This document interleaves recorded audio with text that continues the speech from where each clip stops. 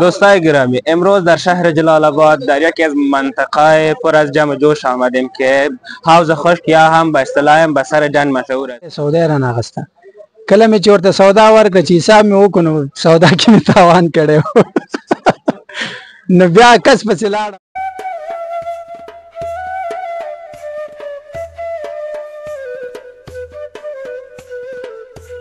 بسم الله الرحمن الرحیم. سلام عرض ادب خدمت شما بیننده های گرامی. امید است که جور و صحتمند باشید.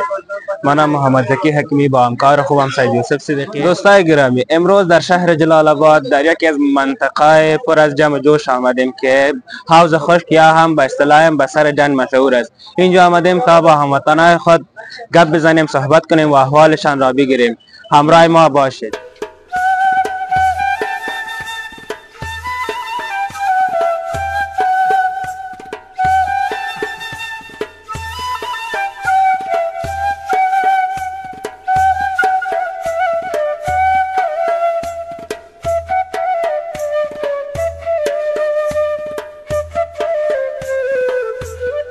بیننده های گرامی، در این بخش از پروگرام آمدیم در کوچه میوه خشک. اینجا میخوایم با هموطنان خود صحبت کنیم. سلام علیکم. و علیکم سلام. برادر خوب هستی؟ شکر است الحمدلله. بخیر باشی. خودت معرفی کو بر بیننده ها. نام است فسیق الله. در سر دن میوه خشک دکان دارم و کاروبار ما کس میوه خشک است. خب بسیار خوب. چقدر وقت شد که دکان میوه خشک داری؟ 10 سال میشه. 10 سال. خب بسیار خوب. تو بر ما گفته میتونی که کدام میوه خشک قیمتی ترین است در دکانت؟ در میوه خشک دیگه هست که جلغوزه قیمت ترین است که 1 کیلوش است 3300. چقدر؟ 3300. 3300. و ارزان ترین میوه خشک کدام است؟ ترین کاسته دیگه اون سیمیان است، 1 کیلوی کاسته 100 روپیه است. کیلوی 100 روپیه. ارزان کیلوی 100 روپیه و قیمت 3300. خوش باشی. زنده باشی. بخیر باش. بخیر باش.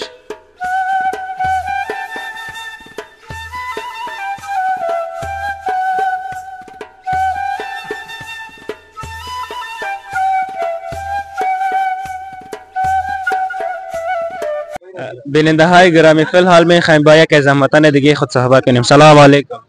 سلام احترامات عرض ادب به شما به بیننده های محترم.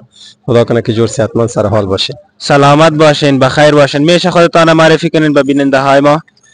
خودم دین محمد سایل هستم از میوه خشک از اتحادیه شمرستیان.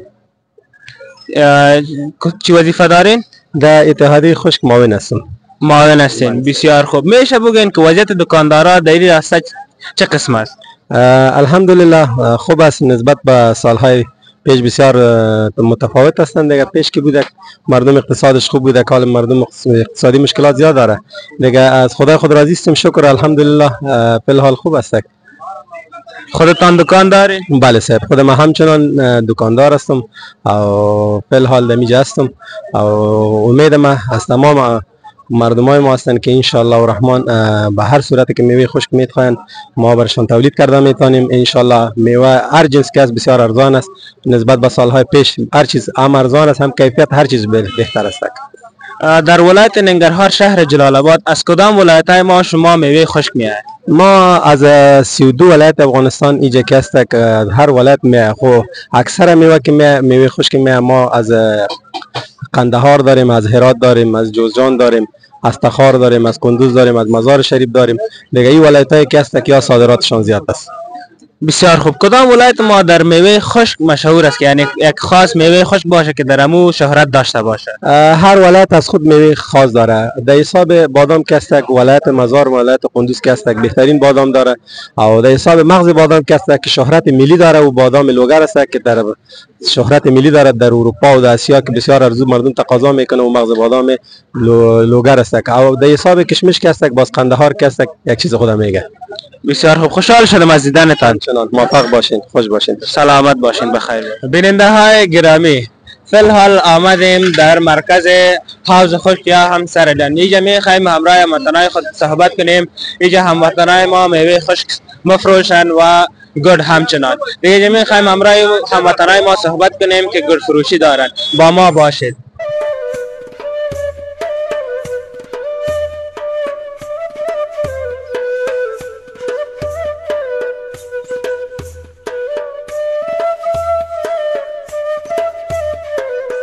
بیننده های گرامی فی الحال میخوایم همراه یک وطن ما که گرد مفروشن صحبت کنیم. سلام علیکم. و علیکم السلام ورحمت الله ورو راکاسته.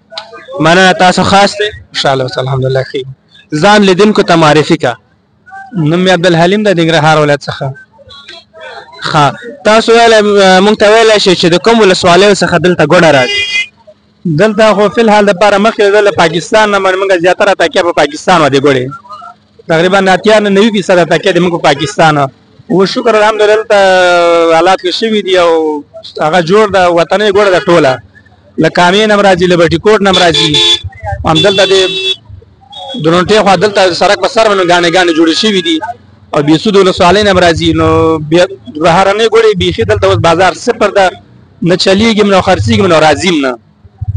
ښه بالکل. نو مونږ ته ویلی شو چې ګوډه په څو ډوله ده؟ ګوډه فی الحال لپاره دلته موږ ته تقریبا ساده ګوډه ده، چارمغزي ده، بادامي ده، چاکلیټي ده.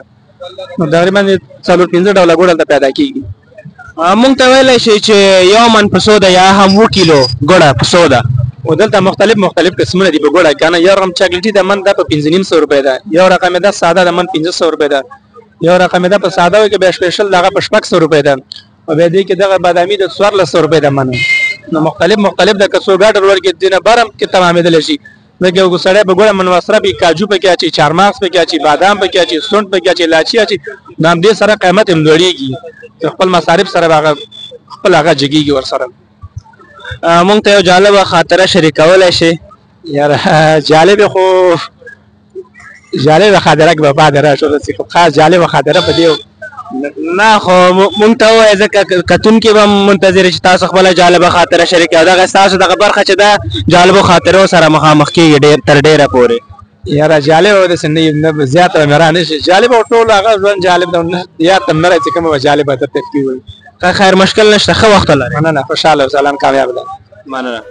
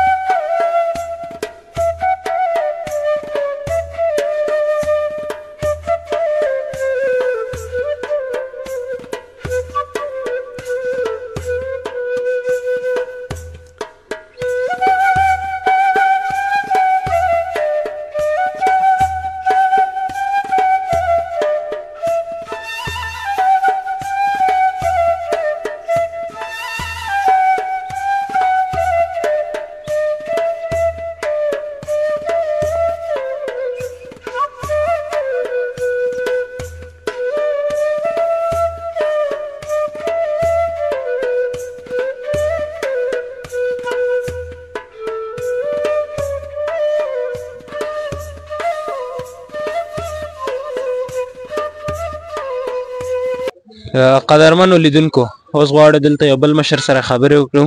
سلام علیکم. وعلیکم السلام ورحمت الله. خاص دی؟ شکر الحمدلله.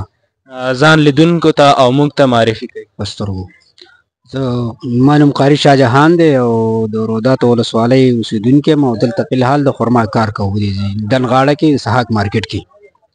قاري صاحب څومره وخت کېږي د ستاسو د دکان څخه؟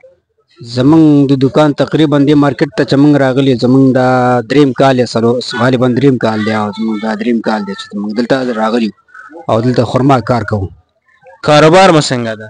کاروبار خو مخکې خو د سږني کال کې زمونږ کار ډېر زیات کمزوری شوی دی. اوس علت څه شی دی؟ علت دا دی چې په کارونه نور نشته، ټول کارونه په اطرافو کې چې دی بېروزګاري ده چې د اطرافو خلک رای نشي او دلته سوداګانې ونه کړي. نو د ښار خلک خو سودا نشي نه کوي.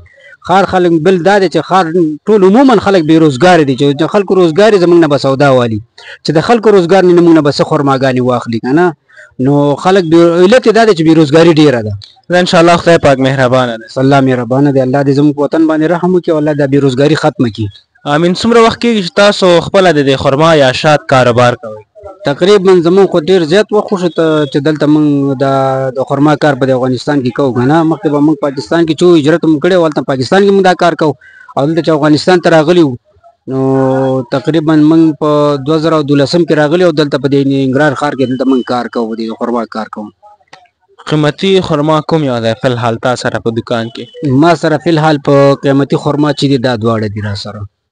نومونه یې دوستانو ته ووایه. دا د مبروم په نوم باندې یادېږي، مبروم. او دا مبروم خرما چې ده دا ګرانه ده، دا قیمته ده تقریبا دا په 350 روپۍ کیلو، دا هغه بله 500 روپۍ ده، دا نورې بیا چې دا ارزانې دي، بیا څوک 120 روپۍ کیلو دی، څوک 100 روپۍ، څوک 1.5 روپۍ کیلو دي.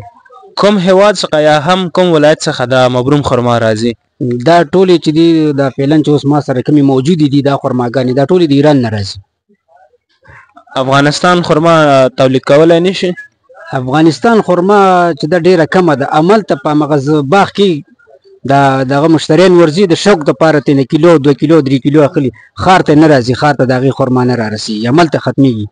خوشحاله اوسئ قاري صاحب. مننه، خوشحاله اوسئ. ستاسو نوم جهان. مننه. کو رمضان خیر اوسه.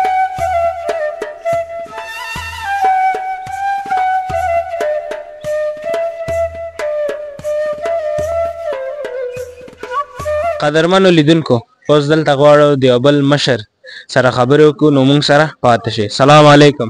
وعلیکم السلام ورحمت الله وبرکاته. څنګه استئ؟ شکر د الله فضل د الله نه ډېر شکر ګزار یو. ښه الحمدلله. ځان لیدونکو او کتونکو ته معرفي کړئ. زما نوم عتیق ارماني دی، د ننګرهار اوسېدونکی یم او دغلته مې یو تسبو دکان دی انشاءالله، بس د بټوکوټ ولسوالۍ. څومره وخت کېږي چې د تسبو کار کوئ؟ یاره مخکې خو همدلته د چیني باب دکان اوس هم د تسبو کار شروع کړی دغه 3 میاشتې کېږي. علت یې څه چې چیني بابو څخه هم تسبو دکان ته بدل کړه؟ چیني باب بس د چا خبره 1-2 کاله مې دلته وکړو، چیني باب ډېر وخوښ شو، بس چا راته وویل چې د خپل کسب لږ بدل کړه، په دغه وجه مې بدل کړه. کاروبار هم بیا څنګه دی؟ اوس شکر د هغې نه ښه دی، د الله نه راضي یو انشاءالله. داسې راته ویلی شي چې دا څو قسمه تسبیحګانې دلته دي؟ دا خو ډېرې زیاتې تسبیح دي، تا ته څه ووایم چې ډېر زیات دي.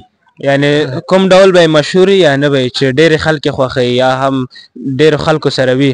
یاره اوس چې موجوده ډېر خلک خوښوي، انځر ورته وایي، انځر خلک ډېر زیات خوښوي. تا سره شته دی چې موږ ته یې وښیې؟ چې دي دا انځر دي، دا مخامخ چې لګېدلي دي. ښه بالکل. نو یو جالبه خاطره هم دوستانو سره شریک کړه. یاره جالبه خاطره به هم دې دکان کې درته ووایم. ووایه. څه وخت مې چې دا سامان راښکته کړو نو یو کس رالی سودا یې رانه اخېسته، کله مې چې ورته سودا ورکړه چې حساب مې وکړو نو سودا کې مې تاوان کړی و. نو بیا کس پسې لاړم، هلته ورته مې وویل هغه سړي ځای راته معلوم یم، بیا مې ورته ویلې معلم دغه کې مې تاوان کړی، بیا هغې هم کور آباد را سره ومنو. دغه زمونږ دې دکان کې ډېر یو جالبه خاطره وه. بیا بېرته پیسې درکړې؟ درې نه کړې؟ پیسې راکړې، پیسې راکړې. ښه ده ښه ده، خوشحاله شم په لیدو باندې. ډېره زیاته مننه، تاسو نه هم ډېر خوشحاله یو چې راغلل دلته زمونږ د دکان هم خلکو ته وښود. ډېره یو جهان مننه، ډېره زیاته مننه، خوشحاله. مننه، خیر اوسې. ډېره زیاته مننه، خوشحاله اوسئ.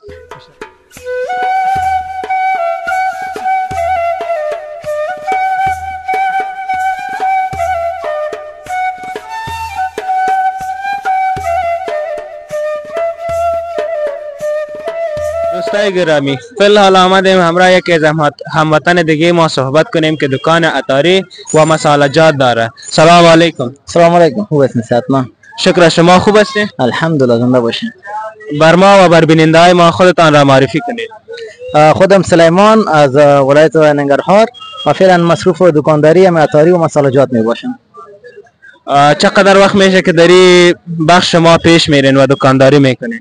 غالبا حدود نمی 3-4 سال میشه که در این مطلع کار میکنیم و اینجا که از کاروبار مصروف کاروبار هستیم. مشتری ها رضایتش چه قسم است؟ خوب است؟ نظر به تحولات افغانستان که مردم ارزیابی میکنه، فی الحال الحمدلله خوب است، کاروبار خوب است، فروشات داریم و مشتری هم خرید میکنن و الحمدلله از کاروبار خود خوش هستیم. فعلا یعنی افغانستان در وضعیتی است انشالله که در وضعیت پیشرفت است انشالله. انشالله. بر ما گفته میتونن که مسالجات از کدام جای میاد؟ بله، چون در 100% گفته میتونم که 30-35% از داخل افغانستان می باشد و حدودا 30% از پاکستان و 20% از هندوستان و 10% و 5% از کشور چین می باشد. بله. خوب، بسیار خوب. چی پیام دارین بر بیننده های ما؟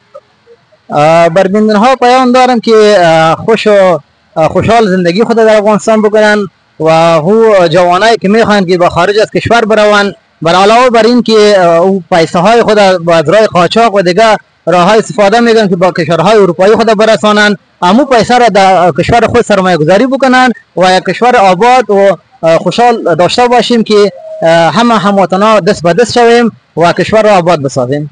بسیار عالی. ناگفتن ما نمیشه کمرای ما خاطره جالب شریک کنید. خاطره جالب چون ما خودم هم فارغ اقتصاد هستم، البته در 14 از پانتون ننگرهار فارغ شدیم و ما پلان داشتیم که ما خودم هم برم فردم سال به خاطر ماستری، چون با شرایط اقتصادی افغانستان فرق میگه دیگه فایده ما میجه کاروبار خود شروع کردیم و یک جالب ترین خاطره ما است که از مسلک اقتصاد خود آمدیم با کاروبار و شکر از خوشحال هستیم داشت به خاطر که کاروبار روان است، زندگی خوش میگذره و زندگی هم است که خوش بگذره.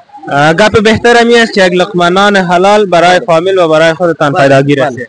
بله. خوشحال شدم از دیدن. همچنان سلامت باشید. سلامت باشید.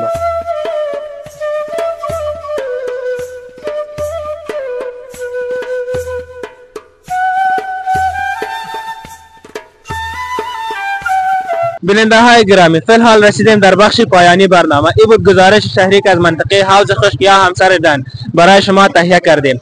تا برنامه بعدی که من محمد زکی حکیمی همراه همکار خوبم سید یوسف صدیقی تا برنامه بعد شما را به الله بی نیاز و پاک می سپاریم.